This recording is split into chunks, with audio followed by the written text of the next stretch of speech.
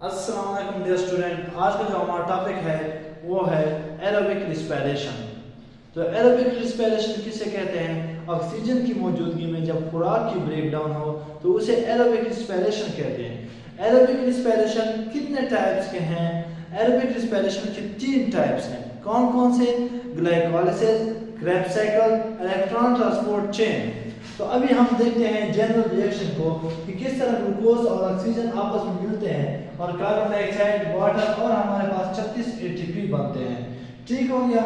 तो आइए देखते हैं कि ग्लाइकोलाइसिस जो है ये कहते हैं, ग्लाइको का मतलब है ग्लूकोज और लाइसिस का मतलब है स्प्लिटिंग, यानी ग्लूकोज की स्प्लिटिंग यानी ग्लूकोज की ब्रेक डाउन। किस तरह कहते हैं? तो ग्लूकोज की ब्रेकडाउन से जब दो पैलोइक एसिड के मॉलिक्यूल बनते हैं तो ऐसे प्रोसेस को क्या कहते हैं? ग्लाइकोलाइसिस कहते हैं। ये प्रोसेस कौन सी जगह पर हो रहा होता है? ये साइटोप्लाज्म में हो रहा होता है, सेल के साइटोप्लाज्म के अंदर। तो कहते हैं जैसे ही ग्लूकोज की ब्रेकडाउन होकर दो पैलोइक एसिड बनते हैं तो उस टाइम NAD जो होता है वो रिड्यूस होकर 2NADH में कन्वर्ट हो जाता है। तो ये प्रोसेस कौन सी जगह पर हो रहा है? साइटोप्लाज्म के, सेल के साइटोप्लाज्म के अंदर। कहते हैं इस प्रोसेस को ऑक्सीजन की जरूरत नहीं होती, तो इस वजह से ये एरोबिक और एनारोबिक दोनों प्रोसेस में ग्लाइकोलाइसिस हो रहा होता है। Krebs cycle. तो क्रेब्स साइकिल क्या है?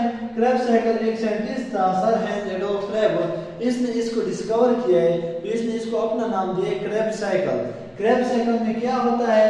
कहते हैं ये माइटोकॉन्ड्रिया के अंदर होता है। इसके अलावा जैसे कि पैलोइक एसिड ग्लूकोज की ब्रेकडाउन से दो पैलोइक एसिड की मॉलिक्यूल बनते हैं, डायरेक्ट माइटोकॉन्ड्रिया के अंदर नहीं जा सकता, तो पहले माइटोकॉन्ड्रिया के अंदर जाने से पहले ये अपने आप को 2-एसिटाइल में तब्दील करता है।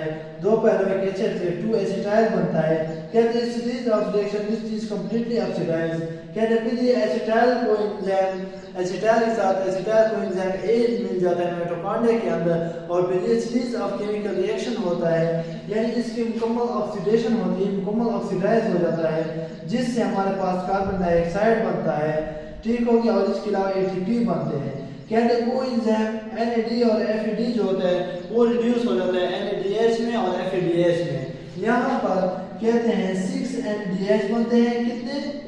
6 NADH बनते हैं और 2 FADH बनते हैं और 2 ATP बनते हैं। ठीक हो गया? किस चीज में?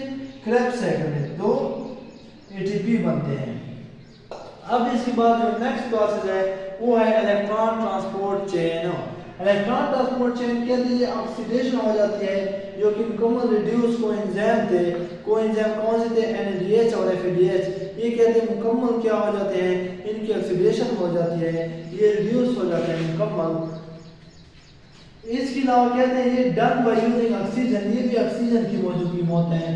ये क्रेब्स साइकिल और इलेक्ट्रॉन ट्रांसपोर्ट चेन ये ऑक्सीजन की मौजूदगी में ये प्रोसेस हो रहे होते हैं, जबकि ग्लाइकोलाइसिस वो इंडिपेंडेंट है, ऑक्सीजन हो या ना हो कोई बात नहीं।